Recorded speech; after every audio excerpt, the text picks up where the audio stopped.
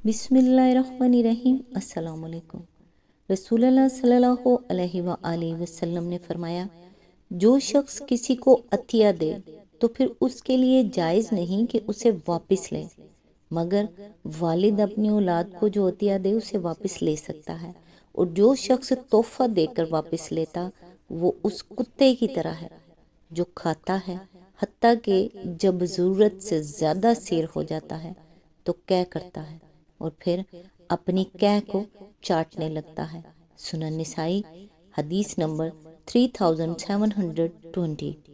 इरशाद नबी सल्लल्लाहु अलैहि वसल्लम है, जिस शख्स ने वापस ना करने के इरादे से धोखाधड़ी से कर्ज लिया और कर्ज अदा किए बगैर फोत हो गया तो वो अल्लाह ताला से चोर की हैसियत से मुलाकात करेगा। सही तरगीब व तरहीम हदीस नंबर 1807। अल्लाह ताला से दुआ है, या रब्बुल आलमीन हमें दीन और दुनिया की भलाइयों से मालामाल और आखिरत में सुरखरू कर। ए मालिक कायनात, हम सब के ईमान, जान और माल, इज़्ज़त और आबरू की हिफाजत फरमा। आमीन या रब्बुल आलमीन। आज इंशाअल्लाह सूरह गाफिर की आयत नंबर 56 से स्टार्ट करेंगे। इसका तर्जुमा और तफसीर तफहीमुल कुरान से बयान करूंगी जो अहले सुन्नत जमात के लिए है। औज़ु बिल्लाहि मिनश शैतानिर रजीम, बिस्मिल्लाहिर्रहमानिर्रहीम। हकीकत ये है कि जो लोग किसी सनद व हुज्जत के बगैर जो उनके पास आई हो अल्लाह की आयत में झगड़े कर रहे हैं, उनके दिलों में किब्र भरा है, मगर वो उस बड़ाई को पहुंचने वाले नहीं हैं जिसका वो घमंड रखते हैं। बस अल्लाह की पनाह मांग लो, वो सब कुछ देखता और सुनता है। इसकी तफसीर है, यानी इन लोगों की बेदलील मुखालफत और उनकी गैर माकूल कज बहसियों की असल वजह ये नहीं है कि अल्लाह की आयत में जो सच्चाइयाँ और खैर व इस्लाह की बातें उनके सामने पेश की जा रही हैं वो उनकी समझ में नहीं आती, इसलिए ये नेक नियति के साथ इनको समझने की खातिर बहसें करते हैं, बल्कि उनके इस रवैये की असल वजह ये है कि इनका गरूर नफ्स ये बर्दाश्त करने के लिए तैयार ही नहीं है कि इनके होते अरब में मोहम्मद सल्लल्लाहु अलैहि वसल्लम की पेशवाई और रहनुमाई तस्लीम कर ली जाए, और बिला आखिर एक रोज़ इन्हें खुद भी इस शख्स की क़यादत माननी पड़े जिसके मुकाबले में ये अपने आप को सरदारी का ज़्यादा हकदार समझते हैं। इसी वजह से ये एड़ी चोटी का जोर लगा रहे हैं कि मोहम्मद सल्लल्लाहु अलैहि वसल्लम की बात किसी तरह न चलने पाए, और इस मकसद के लिए इन्हें कोई जलील से जलील हरबा इस्तेमाल करने में भी कोई तामुल नहीं है।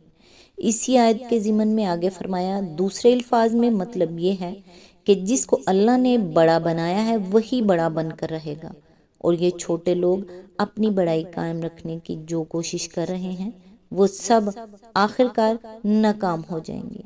इसी आयत में आगे फरमाया, यानी जिस तरह फिरौन की धमकियों के मुकाबले में अल्लाह वहद कहार की पनाह मांगकर मूसा बेफिक्र हो गए थे, इसी तरह सरदारान कुरैश की धमकियों और साजिशों के मुकाबले में तुम भी उसकी पनाह ले लो और फिर बेफिक्र होकर उसका कलमा बुलंद करने में लग जाओ।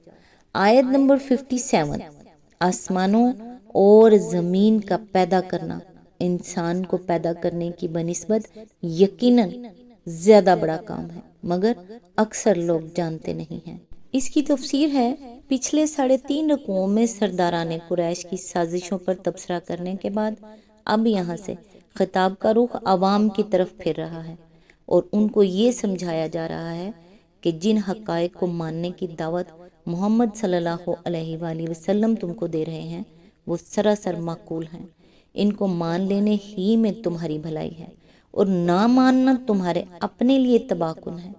इस सिलसिले में सबसे पहले आखिरत के अकीदे को लेकर इस पर दलाइल दिए गए हैं, क्योंकि कुफार को सबसे ज़्यादा अचंबा इसी अकीदे पर था और उसे वो बईदुज़ फहम ख्याल रखते थे। इसी आयत के ज़िमन में आगे ये इम्कान आखिरत की दलील है। कुफार का ख्याल था कि मरने के बाद इंसान का दोबारा जी उठना गैर मुमकिन है। इसके जवाब में इरशाद फरमाया जा रहा है कि जो लोग इस तरह की बातें करते हैं वो दर हकीकत नादान हैं। اگر عقل سے کام لیں تو ان کے لیے یہ سمجھنا کچھ بھی مشکل نہ ہو کہ جس خدا نے یہ عظیم الشان کائنات بنائی ہے اس کے لیے انسانوں کو دوبارہ پیدا کر دینا کوئی دشوار کام نہیں ہو سکتا۔ آیت نمبر 58، اور یہ نہیں ہو سکتا کہ اندھا اور بینا یکساں ہو جائیں اور ایماندار اور صالح اور بدکار برابر ٹھہریں، مگر تم لوگ کم ہی کچھ سمجھتے ہو۔ اس کی تفسیر ہے یہ وجوب آخرت کی دلیل ہے۔ اوپر کے فقرے میں بتایا گیا تھا کہ آخرت ہو سکتی ہے، اس کا ہونا غیر ممکن نہیں ہے، اور اس فقرے میں بتایا جا رہا ہے کہ آخرت ہونی چاہیے۔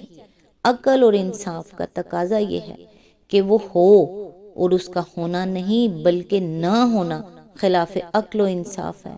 آخر کوئی معقول آدمی اس بات کو کیسے درست مان سکتا ہے کہ جو لوگ دنیا میں اندھوں کی طرح جیتے ہیں اور اپنے برے اخلاق و اعمال سے خدا کی زمین کو فساد سے بھر دیتے ہیں، وہ اپنی اس غلط روش کا کوئی برا انجام نہ دیکھیں؟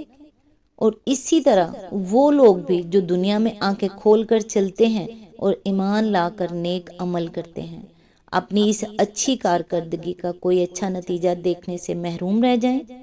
یہ بات اگر صریحاً خلاف عقل و انصاف ہے تو پھر یقیناً انکار آخرت کا عقیدہ بھی عقل و انصاف کے خلاف ہی ہونا چاہیے، کیونکہ آخرت نہ ہونے کے معنی یہ ہیں کہ نیک و بد دونوں آخرکار مر کر مٹی ہو جائیں اور ایک ہی انجام سے دو چار ہوں۔ اس صورت میں صرف عقل و انصاف کا خون نہیں ہوتا بلکہ اخلاق کی بھی جڑ کٹ جاتی ہے، اس لیے کہ اگر نیکی اور بدی کا انجام یکساں ہے تو پھر بد بڑا عقل مند ہے کہ مرنے سے پہلے اپنے دل کے سارے ارمان نکال گیا، اور نیک سخت بے وقوف ہے کہ خواہ خواہ اپنے اوپر طرح طرح کی اخلاقی پابندیاں عائد کیے رہا۔ آیت نمبر 59، یقیناً قیامت کی گھڑی آنے والی ہے، اس کے آنے میں کوئی شک نہیں، مگر اکثر لوگ نہیں مانتے۔ اس کی تفسیر ہے یہ وقوع آخرت کا قطعی حکم ہے جو استدلال کی بنیاد پر نہیں بلکہ صرف علم ہی کی بنا پر لگایا جا سکتا ہے، اور کلام وحی کے سوا کسی دوسرے کلام میں یہ بات اس قطعیت کے ساتھ بیان نہیں ہو سکتی۔ وحی کے بغیر محض عقلی استدلال سے جو کچھ کہا جا سکتا ہے وہ بس اسی قدر ہے کہ آخرت ہو سکتی ہے اور اس کو ہونا چاہیے۔ اس سے آگے بڑھ کر یہ کہنا کہ آخرت یقیناً ہوگی اور ہو کر رہے گی، یہ صرف اس ہستی کے کہنے کی بات ہے جسے معلوم ہے کہ آخرت ہوگی، اور وہ ہستی اللہ تعالیٰ کے سوا کوئی نہیں ہے۔ یہی وہ مقام ہے جہاں پہنچ کر یہ بات واضح ہو جاتی ہے کہ قیاس و استدلال کے بجائے خالص علم پر دین کی بنیاد اگر قائم ہو سکتی ہے تو وہ صرف وحی الہی کے ذریعے ہی سے ہو سکتی ہے۔ آج تک کے لیے بس اتنا ہی، نیکسٹ انشاءاللہ آیت نمبر 60 سے سٹارٹ کریں گے۔ تب تک کے لیے دعاؤں میں یاد رکھیے گا۔ اللہ حافظ۔